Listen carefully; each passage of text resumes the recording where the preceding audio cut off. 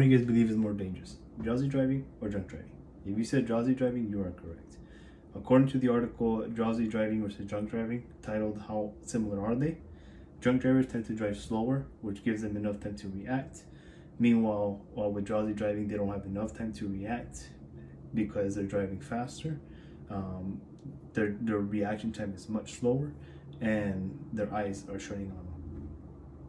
As humans, we can all agree that rest is necessary just as water and food is necessary to us. Therefore, we should make it a priority. And we take it for granted, and it's not, and we make it seem like it's not as important as we should make it seem to. And in reality, that causes us a lot of issues mentally and physically, which I'll get into soon in the speech. And I have done my fair share of research in this topic, and I have also experienced these effects of not getting enough rest. First, I'm going to talk about problems associated with not getting enough sleep. Second, I'm going to discuss the possible solutions to this problem and how we can implement these into our lives. First, let's talk about the problems we are facing. Everybody has a psychological need to rest and to feel safe. When the recommended rest is not met, it can cause serious risk mentally and physically. According to the University Health News, when people fail to get the recommended rest, they can suffer long-lasting consequences, such as weight gain, heart problems, and depression. When we don't get enough rest, not only do we put ourselves at risk, but we put other people's lives at risk as well. In a research done by National Institute of Child and Human Development, they had people run a test simulation to see how dangerous it was to drive in those conditions while you were a drowsy driver, and then the results ended up showing that they drove worse compared to intoxicated drivers, which I was in shock. I thought intoxicated drivers were going to drive worse compared to drowsy drivers.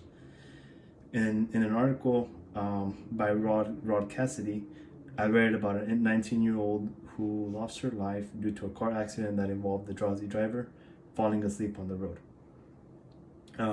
This driver was driving well above the speed limit on a rainy day, and because of this incident, she caused he caused irreparable damage, and which cost his and the 19-year-old's life.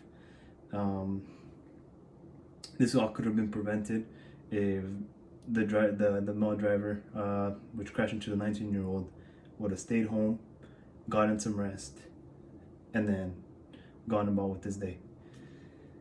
One of the many reasons why we don't get enough sleep is due to us being on our phones and staying up late. According to the article by National Sleep Foundation, the light that emits of your screen prevents the production of melatonin.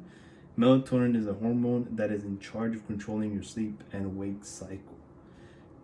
So to solve this problem, you need to sleep in your room and make sure it's completely dark in order to get that melatonin going.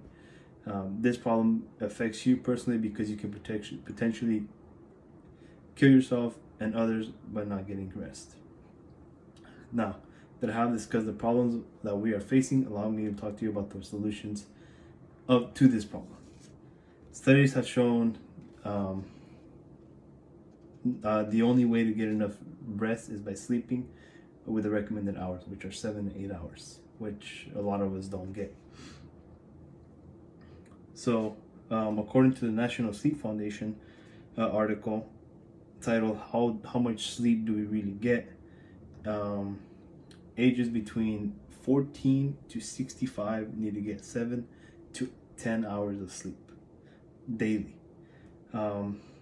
which means sleep is essential, and which is why we need it. And also, it's a third of our lifetime we spend sleeping. A lot of us work part-time and go to school full-time.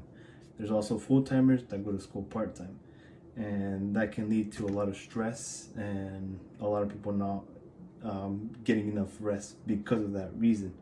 So in order to fix that issue, one thing you can do if you can't get your 7 to 8 hours of sleep is take 20 to 30-minute naps. And according to the health benefits of napping, to the article Health Benefits of Napping, nap boosts your alertness and enhances motor skills and attention span, which is why whenever you take like a 20-minute nap, you feel full of energy. However, they don't recommend having an hour nap because at that point you're going into a deep sleep, and when you wake up, you feel more sleepier than you were an hour ago. First, I discussed the problems of not getting enough rest. Then I address solutions to this problem and ways to improve our ways of sleeping and getting enough rest daily. So it is important to take with you what I addressed about this, because without taking into consideration, you may affect your life and you may affect others' lives because of this reason. So I encourage all of you guys to take a 30-minute nap, or at least get your 7 to 8 hours of sleep.